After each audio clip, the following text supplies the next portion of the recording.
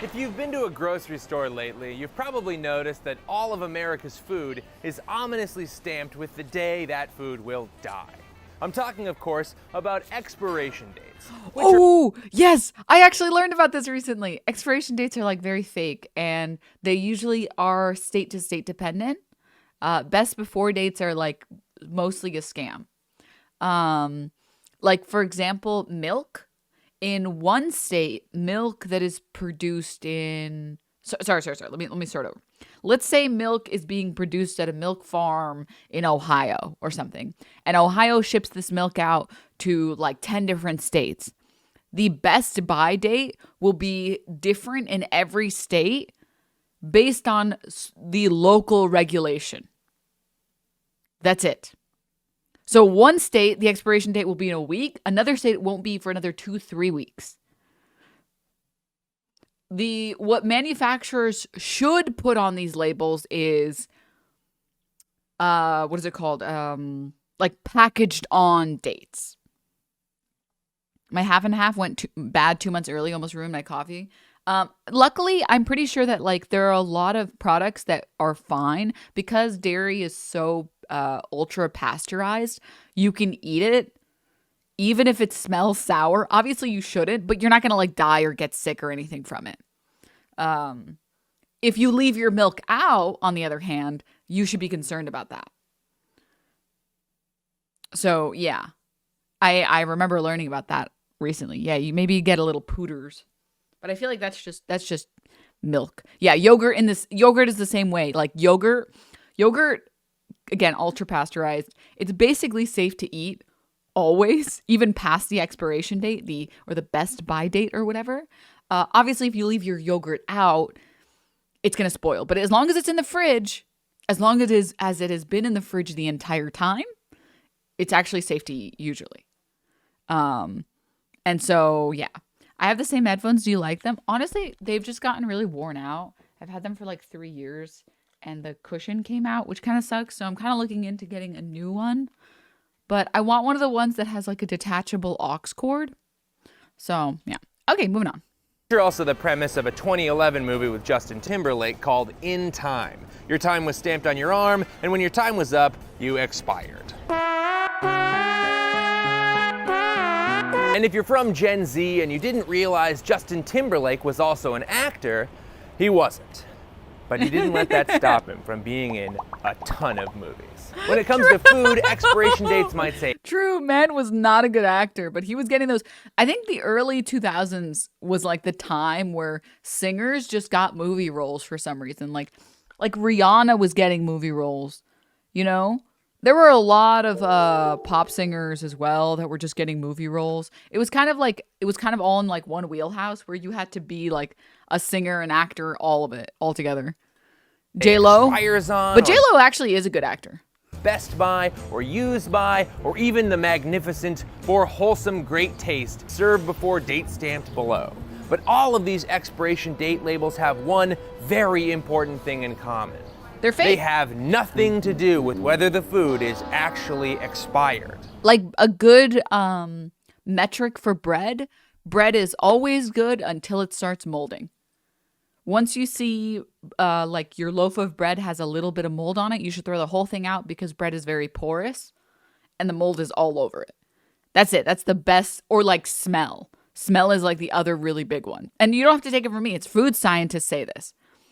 Again, do not eat mold. Don't eat it for fun.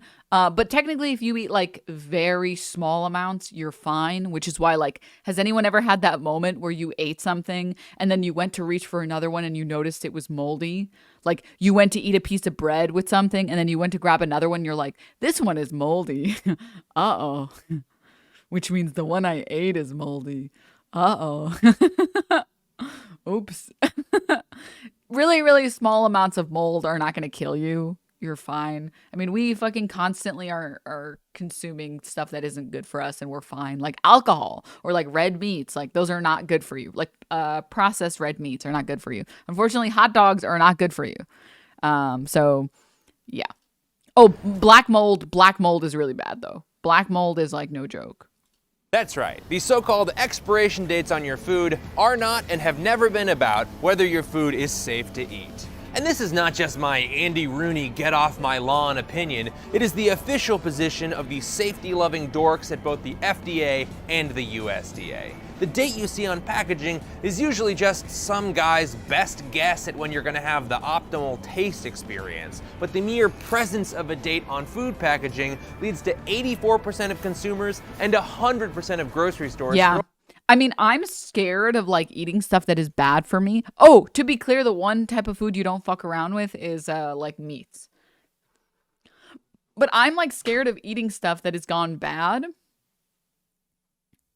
And so I'm always very careful about it. I don't know. I know I've thrown out so many things that went like bad. Dairy and meats? No, not dairy. Just meats. I know I've thrown out so many things that they were probably fine to eat, but I just didn't want to risk it. Throwing away perfectly good food because a box told them to.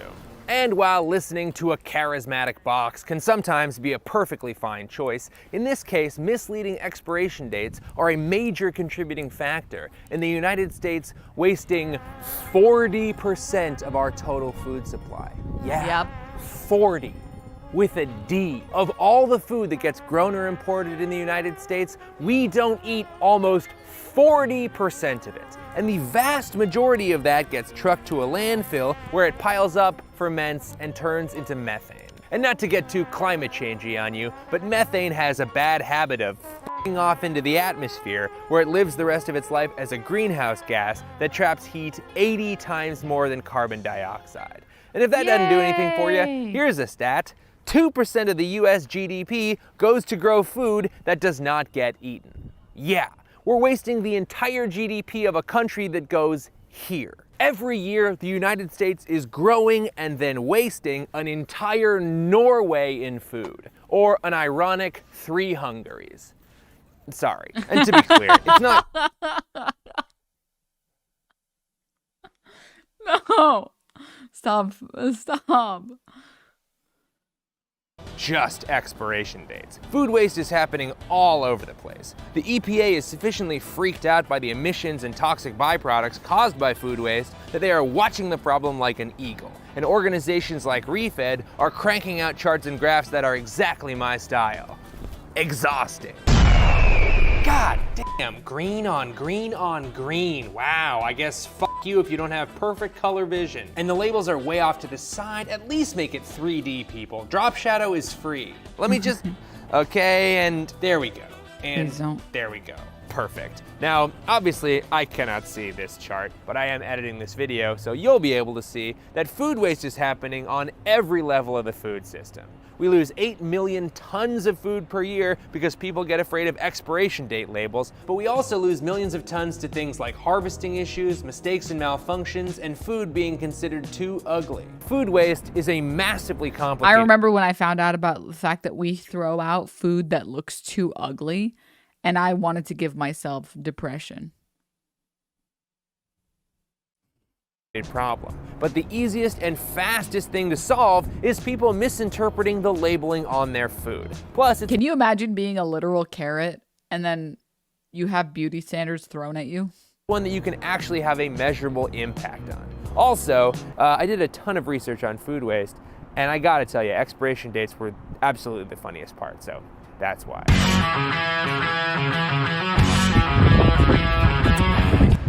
Yuck. Hi, I'm Raleigh Williams. I have a belly full of milk, a head full of complaints, and a master's degree full of climate science and policy. And this is a video about how expiration dates are bullshit. Welcome to Climate Town.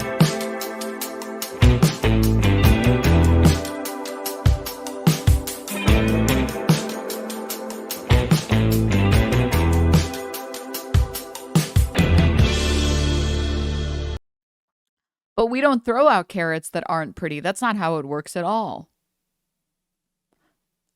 I will have you know, we literally throw out tons of food every year for literally the sole purpose of creating corporations more money.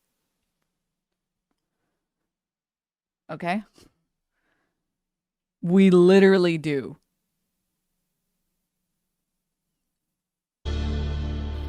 Despite what our collective great-grandparents may have told us, food in the 1880s and 90s was an absolute crapshoot. I mean, this woman was just served 3 identical plates of beans, so, you know, riddle me that, Chester A. Arthur. Now, I'm not saying my Grandma Betty was lying when she talked about pies cooling on the windowsills, but without any real laws in place, food producers were playing things extremely fast and loose. Oh, hey there, friendo! Dude, I want to live like this guy. I want to live like this guy. This guy just thinks the world is good, man. I miss when I used to think like this. You're going to be so depressed at the end of this video. I'm so sorry. Because you're going to find out that we literally do just throw out tons of food every year because it's ugly. I miss being as doe-eyed as you. No, that's not true. They become baby carrots. They go into soups, etc. I want to be clueless. But instead I have to know about fucking... God.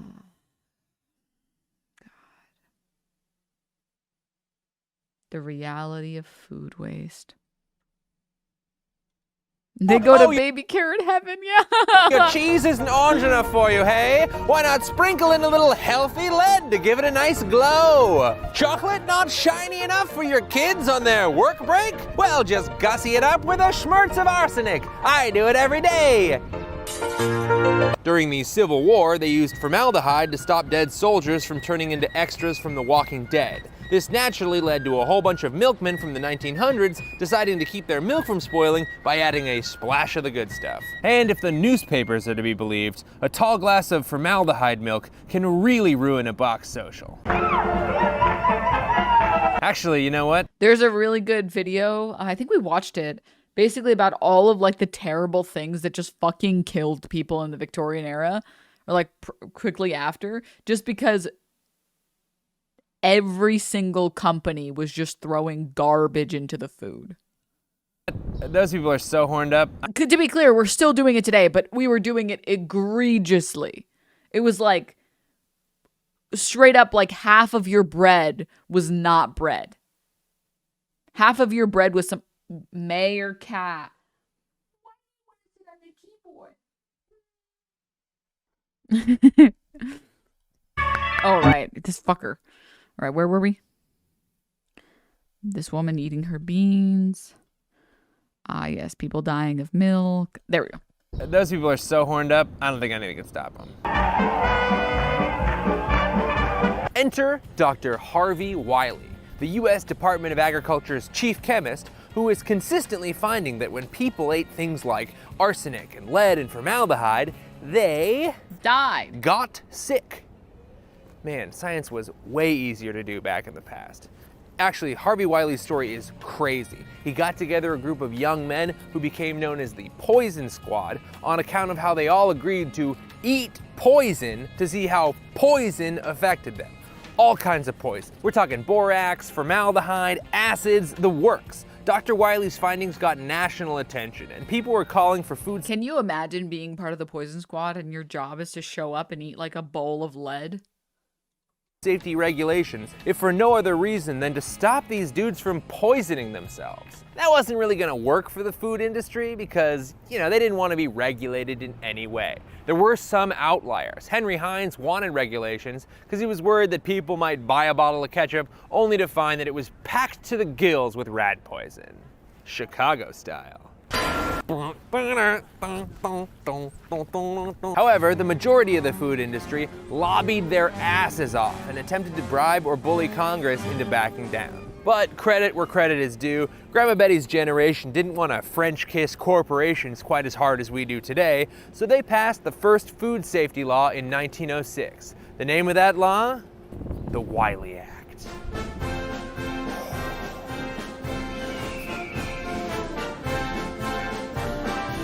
While the USDA and the FDA were busy passing food safety laws, America was urbanizing, and more people were moving to cities and suburbs and buying the bulk of their food at suburbs. Grocery stores. Food was getting packaged in one state, transported to another state, and then stocked on shelves, and food manufacturers began putting little codes on some of the groceries so stores could keep track of the stock. The codes were secret, And the practice was called closed dating.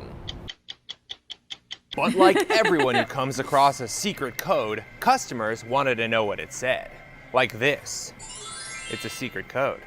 It says there's a really good NPR episode. I feel so spoiled about it because like I know everything Climate Town is going to talk about because I just heard it like a month ago.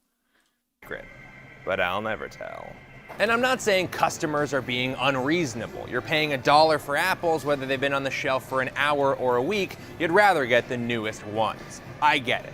How would you, Mrs. Homemaker, go about finding out which one of these cans contained the best peaches or gave the most for your money? You would look in vain for some information on the labels that you could depend upon. The best possible guide that you, unaided, could have as to their quality. And by 1973, 10 states had adopted some kind of regulation to make stores de-secret their codes in a policy known as open dating. And no, I'm not going to do a joke about open dating. I already feel bad enough about that Three Hungaries shit from the intro. And as open dating became a trend and food manufacturers began openly stamping the date on the packaging, customers rejoiced at being able to get just the absolute newest eggs. But food experts weren't quite so jacked. In a 1979 study, Oh, don't worry. a dream team of food experts from the USDA, the Department of Health, prominent universities, and more got together to express their nervousness that people would see the date and think it was about safety. On several occasions, they noted there is little or no benefit derived from open dating in terms of improved microbial safety. Which one of these cans contain the best peaches? The Government Accountability Office also warned federal lawmakers that failure to implement a national system would add to confusion if they let each manufacturer, retailer, or state choose its own date. And this is the biggest problem. The biggest problem is that the federal government doesn't believe that they need to do this or that they have an obligation to create like a proper labeling system for all goods.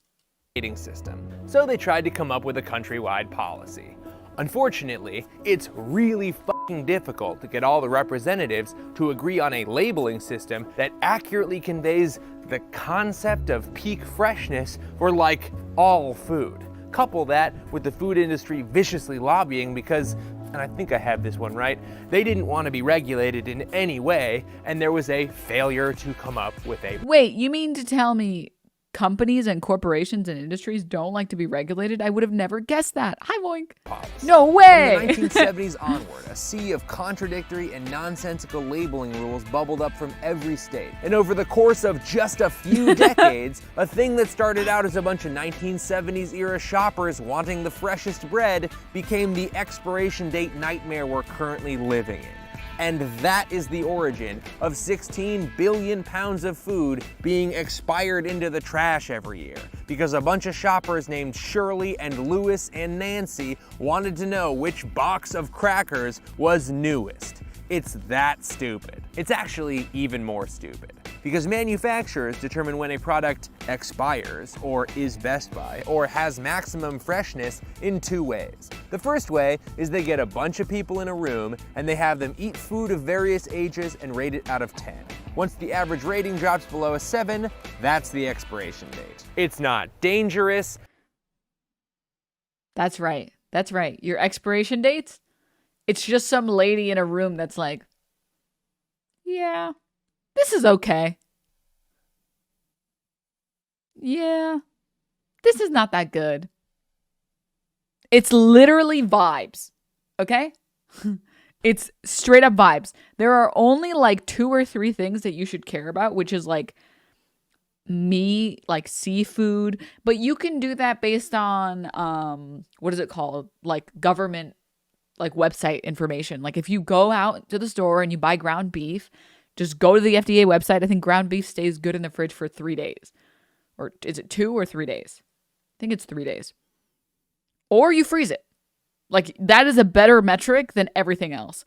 Basically anything that is in a perishable container, it's probably fine to eat. Like honey, even if honey has a specific date, it's probably fine to eat. You're gonna be fine. You should just stay away from things that smell bad, and you should stay away from things that have mold on them. It's perfectly edible. It's just not above a 7. So to Nabisco hell with you, you blueberry muffins. And to the people who are like, no, you can't fuck around with milk. No milk, blah, blah, blah, milk, milk, milk. Here, you don't want to listen to me? I will give you a white man to listen to, okay?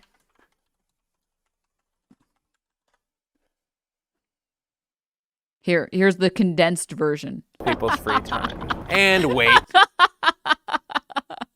Because it's even worse than that. While expiration dates seem to have metastasized from something pretty innocuous, some states have weaponized expiration dates as a way to benefit special interest groups and certain industries. And there is no better example of this than the bare-ass, hippie, liberal, socialist commune that is the state of Montana.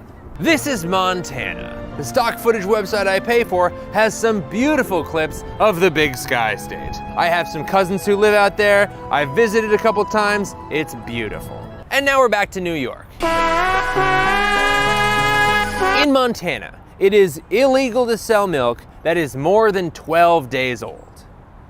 12 days. This is refrigerated, pasteurized, perfectly healthy and safe milk, but if the clock strikes midnight on the 13th day, it is illegal to sell that milk. The industry standard is 21 to 24 days, but Montana The State sky Rule is big 32. everywhere. Fucking idiot Montanans. Shut the fuck up. 8.202 forces Montana grocery stores under penalty of fine to remove milk on day 13. And if basic economics are to be believed, $1.60. Fine, I'll take it. Hold on a minute here. If that's the only steak you've got, I'll give $2 for it. Well, now, wait a minute. I'll give you $3 for it. I'll give $5 for it and take it all myself. this creates an artificial demand for milk, which $5 for a steak. leads to higher milk prices in Montana and more money to the Montana dairy industry.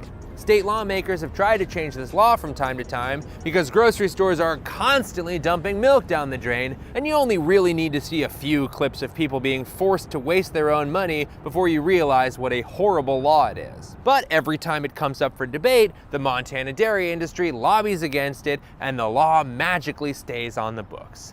Wow, gotta love democracy.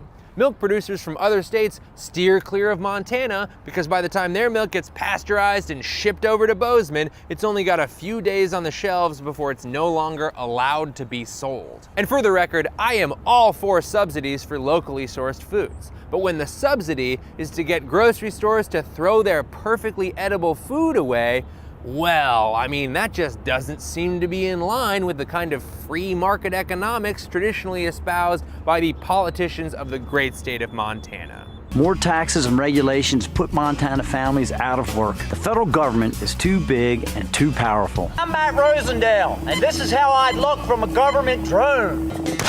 Wow, love the creativity. Quick note here, that's very much not what would happen if you shot your gun at a government drone. But at least this man is, currently a congressman. Spectacular. Oh.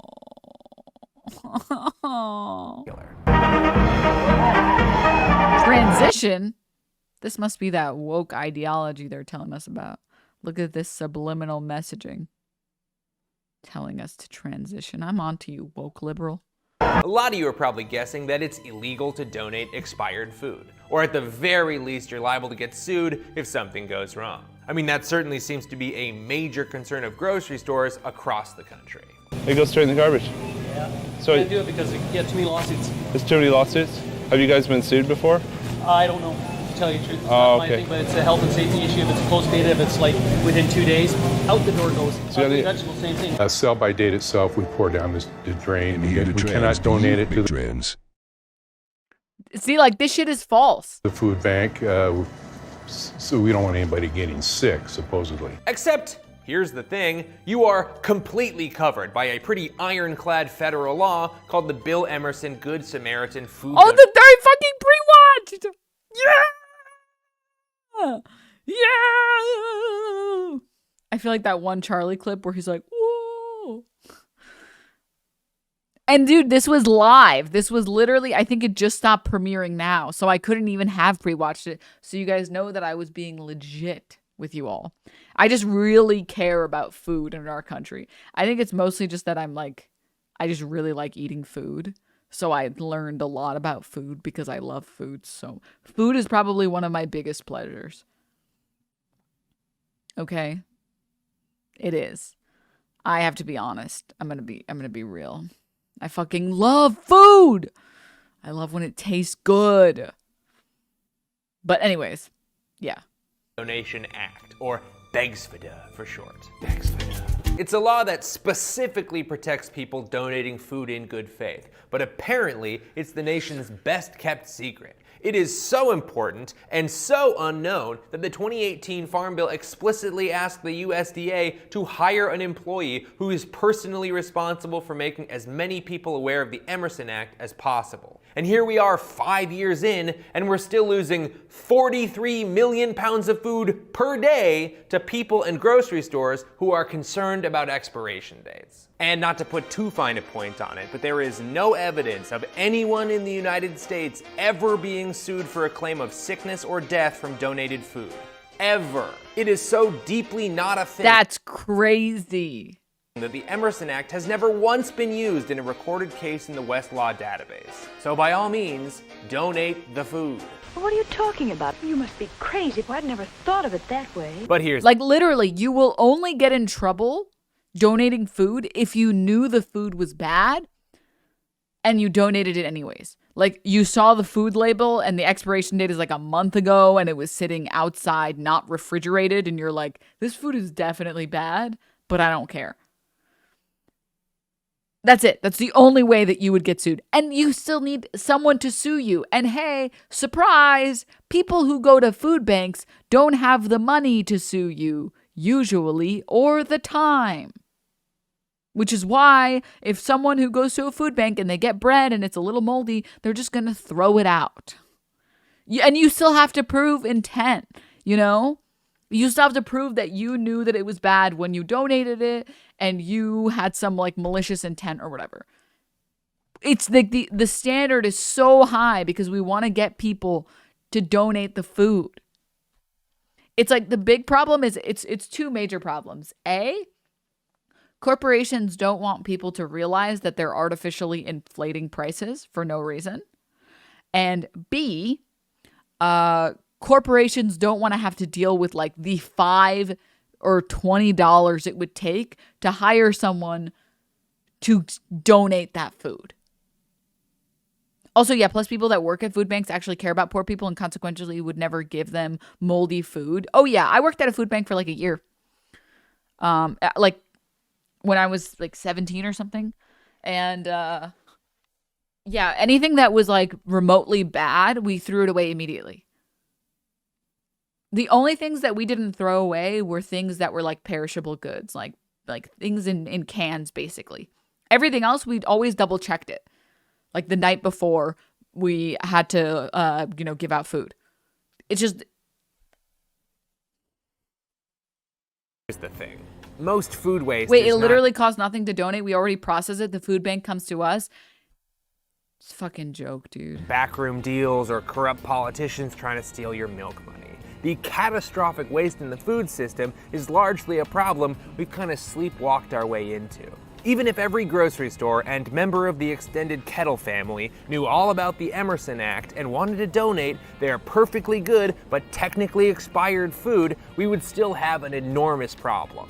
There are huge logistical challenges in moving food to food banks and keeping it from spoiling, but even if we were doing that, which we're not, we'd be using resources to transport food to another location where the problem starts again. That's treating the symptom and not the disease. However, an analysis from Refed estimates that for every $1 we spend actually reducing waste along the chain, we get $6 back. And Whoa, that's crazy. Not to mention the jobs created, the emissions reduced, or the extra people fed. Speaking of people fed. Yeah, I did. Sick. Dude, BMW? I bet that dude is tight as hell. Speaking of. Dude. He just like me for real. Oh my god. That is my response every time I see a fucking car. For real. FR.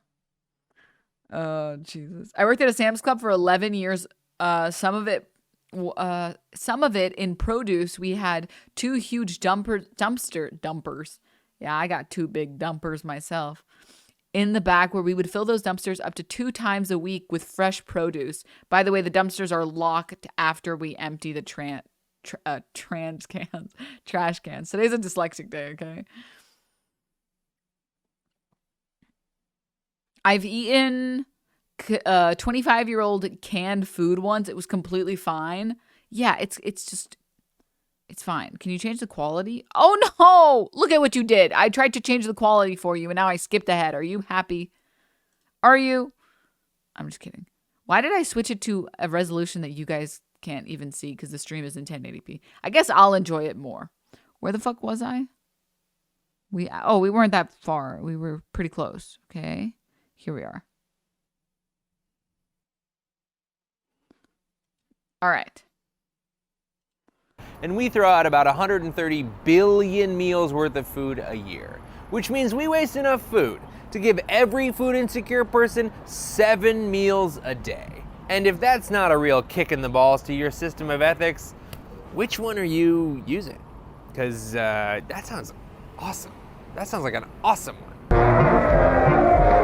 So the USDA and the FDA could step in and just absolutely drop the hammer on the crisscrossing labyrinth that is different state date labeling regulations.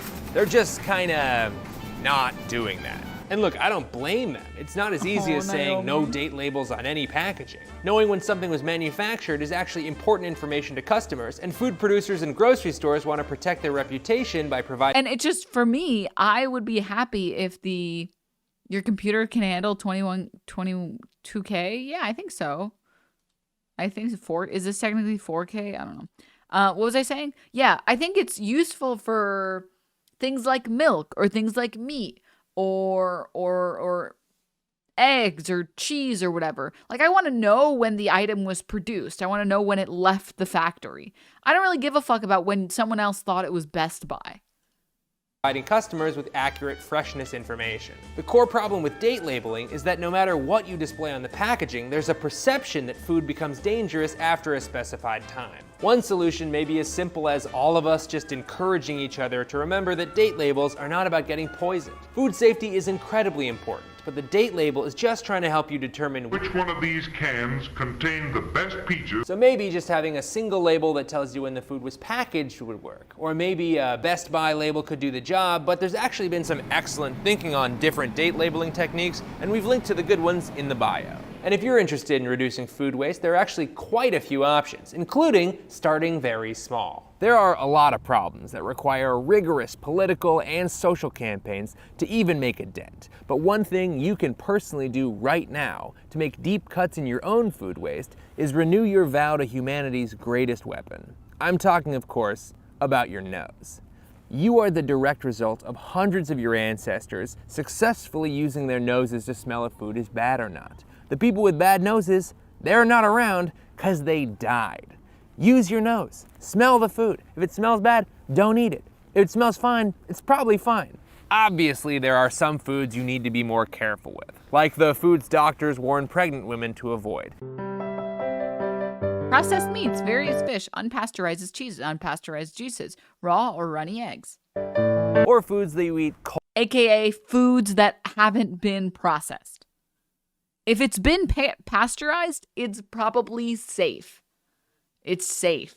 And then obviously meat and fish, anything that was alive at one point, you can be concerned about. Cold without a kill step, as food experts call it. But if you're cooking food up and it's been refrigerated and cared for properly, you can almost always smell it and then eat it if it smells okay.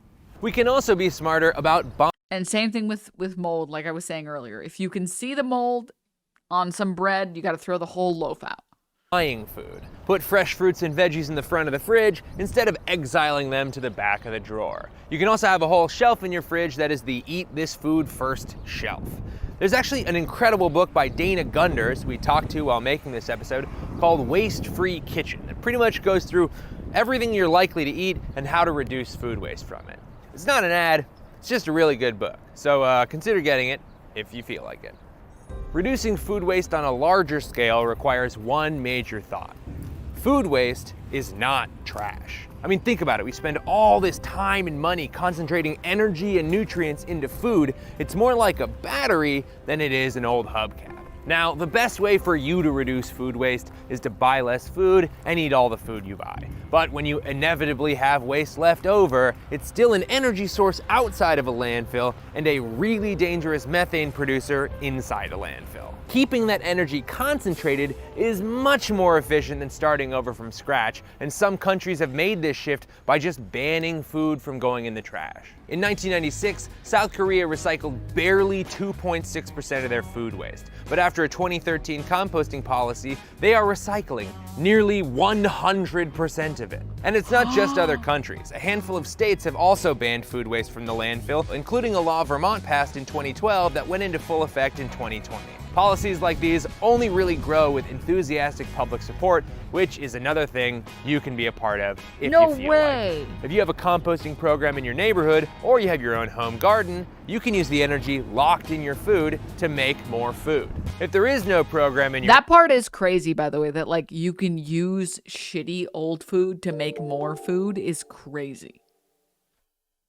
Rasnaldo, thank you for the Prime sub. Like, high key, I want to have like an actual garden just so I can grow food.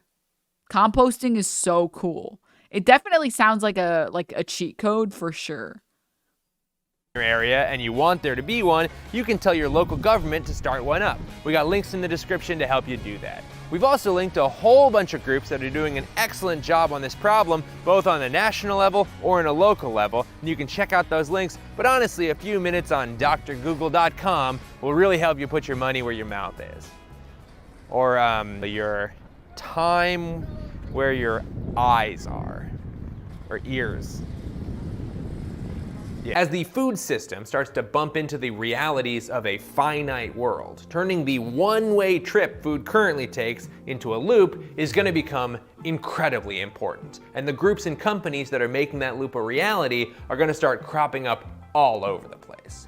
We are currently wasting billions of dollars a year because we don't want to spend money on a solution. And that is the kind of brain-dead plan only a very charismatic box can get behind. And that's it. Thank you so much for sticking with me. We got a little— Where is my third poop joke? More after the break, but first, an ad. Imagine you're the kind of person that wants to invest in the stock market, but you don't want to hand your hard-earned cash over to a bunch of oil and gas companies. Should be easy, but it turns out that's surprisingly difficult to actually do. Wait, I'm curious about this ad read. Now, wait a minute. Lindor Truffles, thank you for the tier 1. Enter Carbon Collective, a neat little investment firm that offers a lower fee, diversified portfolio that won't directly fund the fossil fuel companies. How, you may ask? Well, step 1, oil, gas, coal companies and all your little friends, you're out of here. Step 2, put that money into companies that are uncausing climate change. Nice. Step 3, invest the rest in companies that could be climate friendly but haven't gotten their acts together yet, and use shareholder power to try to push climate friendly resolutions. Now, is this the perfect solution? I don't know. But if you're looking to invest your money so you can eventually retire to the newly coastal city of Denver, I think Carbon Collective seems like a pretty good option to me. Plus, they're an implementation partner of Project Drawdown, which I like that. Or you can just do what I did, which is take out a ton of student loans and then— That's how I feel, yeah. I don't hate this ad, but I don't love it either. Carbon Collective. Ding! But also get your bag, King. And I'm not judging you at all. I'm judging the ad company that you're doing. And I'm not judging you at all. Get your bag. There's a lot of shittier companies you could be getting your bag from. I want you to keep making YouTube videos. A little diamond on my tooth. Okay, that's the end of the ad. Thank you so much for watching Climate Town. Boy, do I appreciate it. If you want to see more, feel free to like and subscribe, or send your friend a cryptic text message about Climate Town. Use your judgment. Do what feels best. If you really want to support Climate Town, you can join our Patreon page, where for whatever you want per month, you get access to— Where is my third poop joke? All the content we have on there that wasn't quite good enough to be free here on YouTube. Also, Climate Town just became a 1% for the planet environmental park. This guy is like morally good tip pool.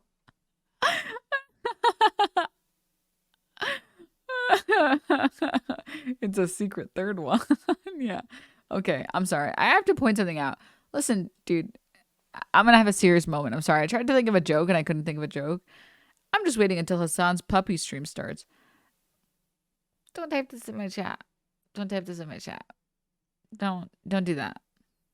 Don't do that. Okay? Don't do that. Yes, let me go to your stream and then tell you about how excited I am to not watch your stream. Don't do that. It's weird and it's rude. Okay? Just as a general learning lesson for everyone in chat. Don't go into one person's chat room. It doesn't matter how much they like another streamer and talk about how you're excited to watch a different stream. Okay? Stop. Stop it. And it's like the difference between even just like, I'm excited for this person's stream to start, and the difference between like, I'm so excited to see what dog Hassan gets. Like, because that I feel like is fair. You know, I feel like that's fine. Because I'm also excited because we got like a small, tiny sneak peek. I want to see the fucking dog. I want to see it. But saying like, I am excited for someone else's stream to start, don't do that. It's a little, you know, stop it.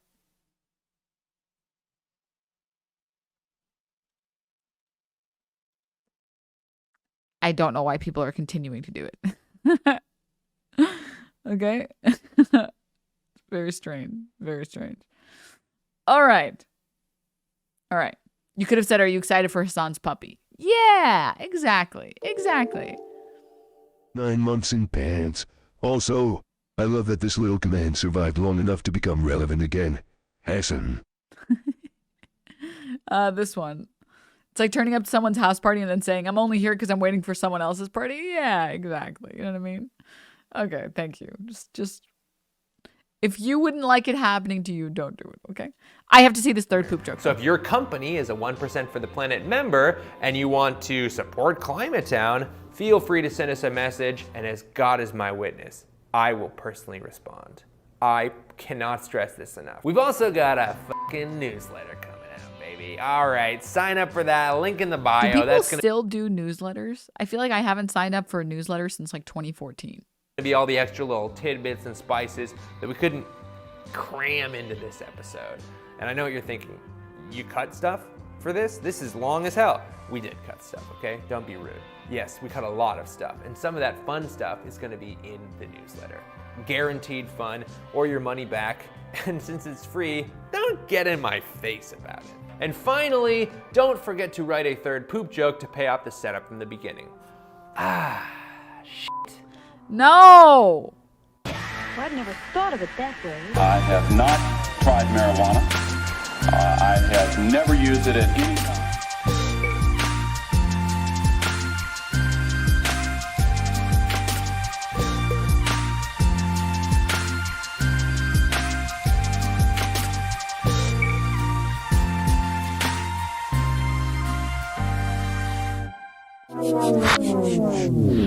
That was a great stream. Or not stream, that was a great video. It's actually a very, very good video. I'm so happy. I'm so happy that more people are learning about how bad food waste is.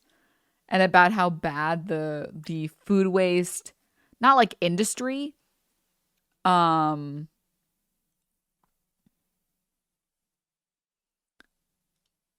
just the food waste is, you know?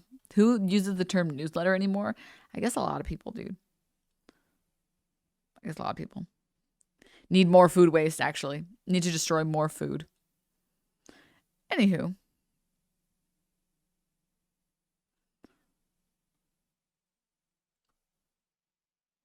Hold up. I'm seeing if I want to ban another chatter.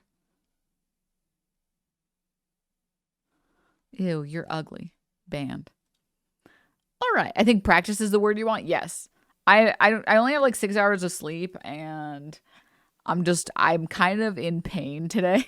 Today is just a pain day.